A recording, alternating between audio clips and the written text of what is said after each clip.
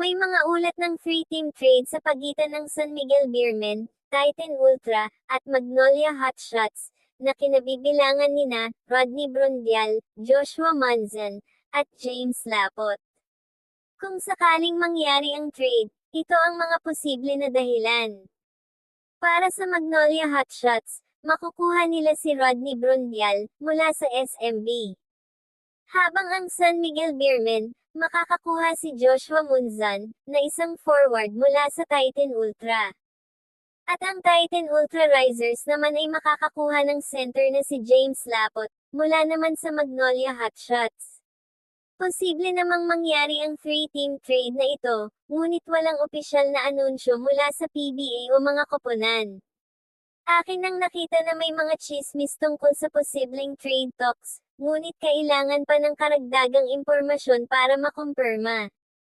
Si Rodney Brundial ay kasalukuyang nasa San Miguel Beermen, at may mga ulat na nag-request ang Magnolia Hotshots ng major trade mula sa SMC. Si James Lapid naman ay nasa Magnolia, at may mga ulat na naghihintay ng trade talks.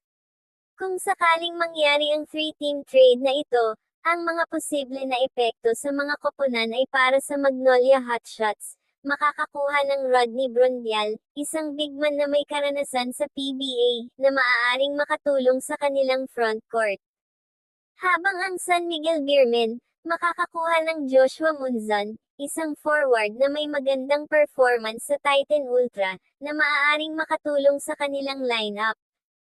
Ang Titan Ultra Risers naman ay makakakuha ng James Lapot, isang center na may karanasan sa PBA, na maaaring makatulong sa kanilang front court.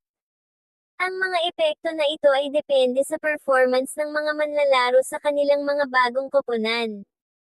Ang 3-team trade na ito at may mga posibleng adjustment sa mga koponan sa mga bago nilang manlalaro.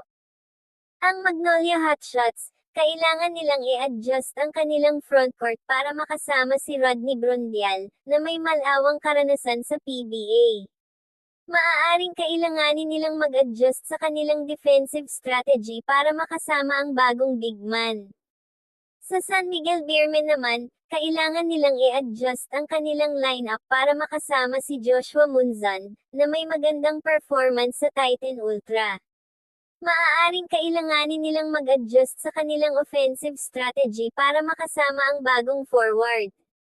At ang Titan Ultra Risers ay kailangan nilang i-adjust ang kanilang frontcourt para makasama si James Lapot, na may karanasan sa PBA. Maaaring kailanganin nilang mag-adjust sa kanilang defensive strategy para makasama ang bagong center. Ang mga adjustment na ito ay depende sa mga coaching staff at sa mga manlalaro mismo.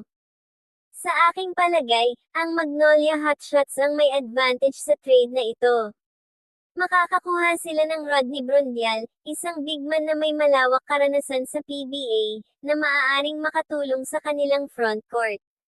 Si Rodney Brundial ay may magandang rebounding at defensive skills, na maaaring makatulong sa hotshots na mag-improve sa mga larangan na iyon.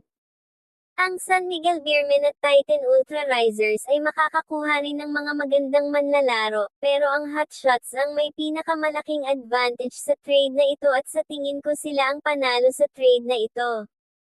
Lalakas ang bawat koponan kapag nangyari ang trade na ito. Makakakuha sila ng mga bagong manlalaro na may karanasan at skills na makakatulong sa kanilang lineup. Ang trade na ito ay makakatulong sa mga koponan na mag-improve at maging mas kompetitibo sa liga. Ang mga fans ng bawat koponan ay may iba't ibang reaksyon kapag nangyari ang 3-team trade na ito.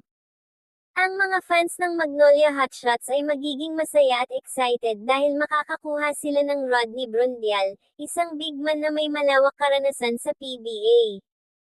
Ang San Miguel Beermen fans naman ay may mixed reaction sila. May mga fans na masaya dahil makakakuha sila ng Joshua Munzon, pero may mga fans din na hindi masyadong happy dahil mawawala si Rodney Brundial.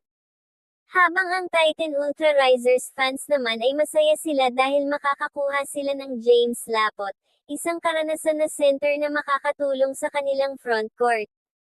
Ang mga reaksyon ng mga fans ay depende sa kanilang pagmamahal sa koponan at sa mga manlalaro. Maraming mag-aabang sa trade na ito, lalo na ang mga fans ng mga koponan na involved, tulad ng Magnolia Hotshots, San Miguel Beermen, at Titan Ultra Risers. Ang trade na ito ay nagdala ng mga pagbabago sa lineup ng mga koponan, at ang mga fans ay excited na makita kung paano ito makakaapekto sa kanilang mga paborito na team. Akin nang nakita na may mga ulat na ang trade na ito ay nagdala ng mga mixed reactions mula sa mga fans. May mga masaya dahil makakakuha sila ng mga bagong manlalaro, pero may mga hindi masyadong happy dahil mawawala ang mga paborito nilang player. At yan ang ating topic for today's video. Kung may opinion kayo tungkol sa ating topic, komento nyo lang sa ibaba ng ating video para mapag-usapan natin yan.